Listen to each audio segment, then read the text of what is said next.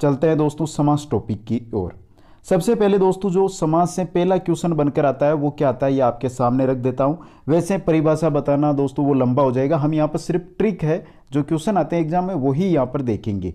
दोस्तों समास जो शब्द है, जो समास शब्द है आपका दोस्तों, वो किसके बना हुआ है? सम उपसर्ग, अस धातु और गेह प्रत्यय से बना हुआ है। यहां पर आपसे क्वेश्चन कैसे पूछा जा सकता है कि समास शब्द के अंदर प्रत्यय कौन सा लगा हुआ है, समास जो शब्द है उसके अंदर उपसर्ग कौन सा लगा हुआ है, या समास के अंदर धातु कौन सी है। ये 3 क्वेश्चन यहां से बन सकते हैं, तो इसको आप जरूर याद कर लें।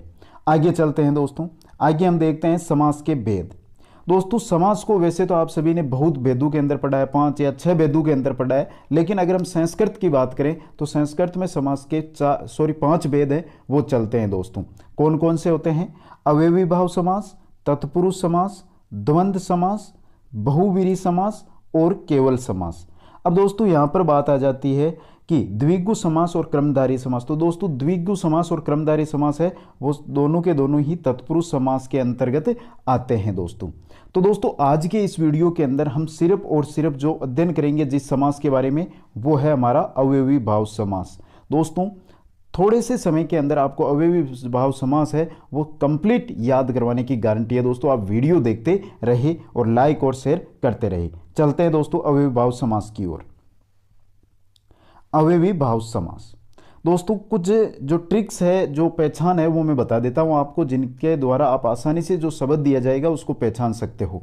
अवयवी भाव समास, इसके अंदर क्या होता है दोस्तों, सामान्यतः प्रथम पद होता है वो क्या होता है? अव्यय होता है। अगर दोस्तों आपको किसी भी जो शब्द दिया गया है उसके अंदर पहले क्या दिखाई दे? अव्यय दिखाई दे, तो आप वहां पर कौन सा समास करोगे? अवयवी भाव समास करोगे। दोस्तों इसके अंदर जो पूर्व पद है वो क्या होता है? प्रधान होता है दोस्तों।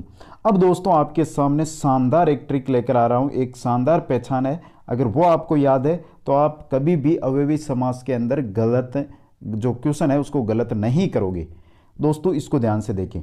सामासिक पद के अंत में अम, ए, ई, उ और री जो आपको शब्द दिया जाएगा, जो सामासिक आपको शब्द दिया जाएगा उसके अंत में आपको ये शब्द मिलेंगे, अम, ए, ई, उ, री, और इनके साथ विसर्ग नहीं लगा होगा दोस्तों, विसर्ग रहित होंगे। जो विसर्ग है उसके रहित ये शब्द आपको मिलेंगे।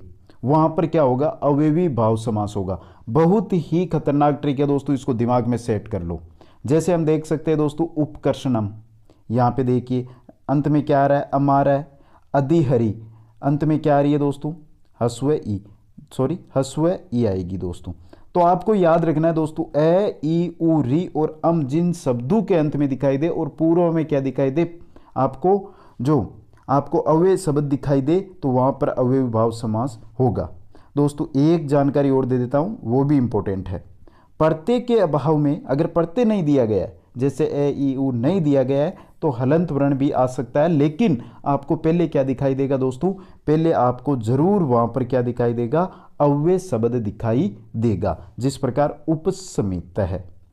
अब चलते हैं दोस्तों यहां पर मैं आपको कुछ इंपॉर्टेंट उदाहरण भी बता दूंगा, और साथ में जो अव्यय शब्द कौन कौन से हैं और उनसे कौन से आप अगर विग्रह करते हो, समास का विग्रह करते हो, तो कौन से शब्द आपके साथ लगते हैं वो देख लेते हैं। तो दोस्तों अव्यय की बात कर रहे हैं हम। अगर अद्धि का अर्थ क्या होता है? विभक्ति करना। इत्ति का क्या होता है? शब्द प्रादुर्भाव। उप का क्या होता है? समीप। अनु का क्या होता है? पश्चात या गुण। सु का क्या होता है? समृद्धि। प्रीति का क्या होता है? विप्सा। दुर का क्या होता है? वृद्धि। सह या स सादर से, युगपद, सदृश, संपत्ति। आगे और है दोस्तों, आगे है अति का होता है अत्यंत या असंप्रति। अनु का होता है अनुपूर्वे।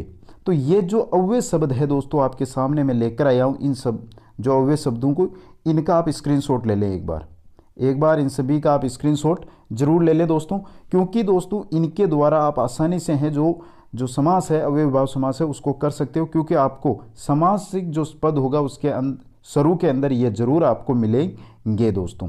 अब दोस्तों कुछ इंपॉर्टेंट उदाहरण है वो देख लेते हैं। जैसे कि कुछ उदाहरण देखें तो अधिहरि, यहां पर पहचानोगे कैसे? पहचान की बात है तो सबसे पहले देखो अधि क्या लगा हुआ है? प्रत्यय लगा हुआ है। अब अंत में देखो री आ रही है, री के अंदर क्या आ रहा है, ई आ रही है, मतलब यहां पर अवयवी भाव समास है। हरो क्या हो जाएगा, इसका विग्रह हो जाएगा। नेक्स्ट है उपरामम। उपरामम पहले क्या आ रहा है दोस्तों, क्या आ रहा है, अव्यय आ रहा है। अंत में क्या आ रहा है, अंत में यहां पे देखिए यहां पर क्या आ रहा है, अम आ रहा है, तो यहां पर अव्ययी भाव समास होगा राम से समीपम। नेक्स्ट देखते हैं सुमुद्रम। सुमद्रम, सुमद्रम को आप कैसे पहचानोगे, तो यहां पर देखिए आपको क्या दिखाई देगा, अव्यय दिखाई देगा। अंत में देखिए क्या दिखाई देगा, अम दिखाई देगा। मद्राणाम समृद्धि, तो ये क्या है, आपका अव्ययी भाव समास है। नेक्स्ट और देखते हैं दोस्तों दुर्व्ययनम। दुर्व्ययनम, तो यहां पर देखिए पहले क्या लगा हुआ है, अव्यय लगा हुआ है, अंत में क्या आ रहा है, अम आ रहा है। यवना नाम वेहर्दी, तो यहां पर कौन सा होगा, आपका अवयवी भाव समास होगा दोस्तों। ये तो हो गए दोस्तों अगर आपके अव्यय शब्द दिया हुआ हो तो। लेकिन दोस्तों 2 या 3 नियम और है, उनको याद रखना जरूरी है, क्योंकि उनसे ही क्वेश्चन है जो सीधा आपको क्या है, पूछा जाता है। चलते हैं दोस्तों आगे। दोस्तों यहां पे देखिए संख्यावाचक शब्द दिया हुआ हो और साथ में नदी का नाम हो या नदी हो। अगर आपको क्या दे दे, पहले तो दे दे संख्यावाची पूर्व पद में, और जो उत्तर पद है उसके अंदर आपको नदी का नाम दे दे या नदी दे दे लिख के, तो वहां पर हमेशा अवयवी भाव समास होता है दोस्तों।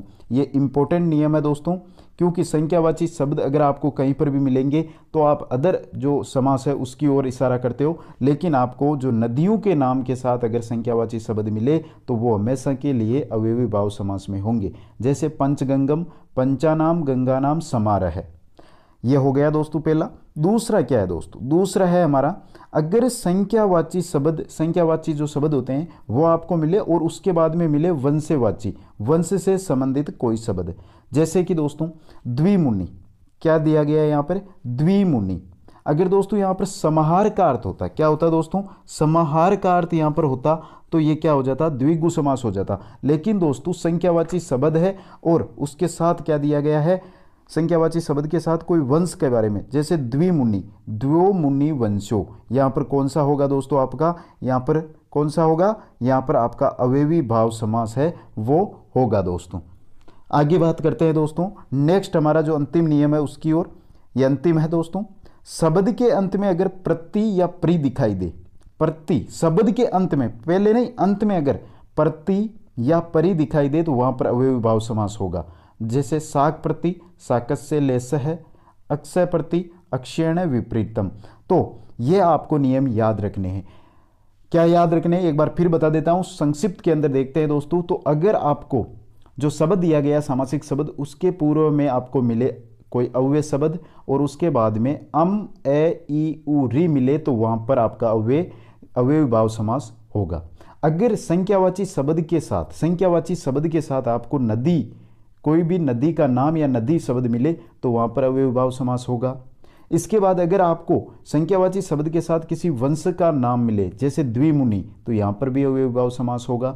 और अगर आपको किसी शब्द के अंत में प्रति या प्रि मिले तो वहां पर क्या होगा दोस्तों, हमेशा कौन सा होगा, अव्ययी भाव समास होगा। इतने सा है दोस्तों, बड़ा नहीं है, नॉर्मल है, तो इसको आप एक बार अपनी नोटबुक में जरूर लिख लीजिए।